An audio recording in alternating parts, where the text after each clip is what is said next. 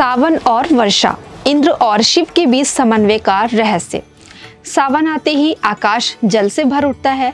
वर्षा की हर बूंद धरती को जीवन देती है, खेतों को हरियाली और आत्मा को शांति।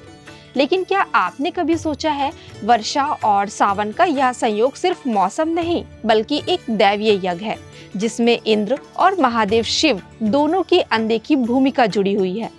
इंद्र जो कि वर्षा के अधिपति हैं, वैदिक शास्त्रों में इंद्र को मेघों के स्वामी यानी वज्रधारी देवता कहा गया है।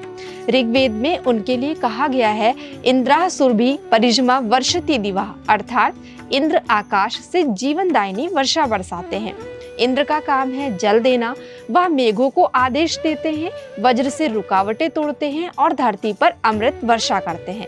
लेकिन ये वर्षा तब तक व्यर्थ है जब तक वह शिव के संकल्प से जुड़ी ना हो। शिव जो कि धारण और संतुलन के देवता हैं। महादेव शिव को नीलकंठ कहा जाता है, जिन्होंने समुद्र मंथन से निकला विष पी लिया। वह न केवल संहार के देवता हैं बल्कि संतुलन और धैर्य का प्रतीक भी हैं। सावन के महीने में शिव की पूजा जल से होती है। क्यों? क्योंकि यह जल केवल वर्षा नहीं, यह आभार है उस ऊर्जा के लिए जिसने सब कुछ थाम रखा है। शिव उस जल को केवल ग्रहण नहीं करते बल्कि उसका रूपांतरण करते हैं, नकारात्मकता को शांति में, ताप को शीतलता में और कर्म को भक्ति में। इंद्र और शिव का रहस्यमय युग्म।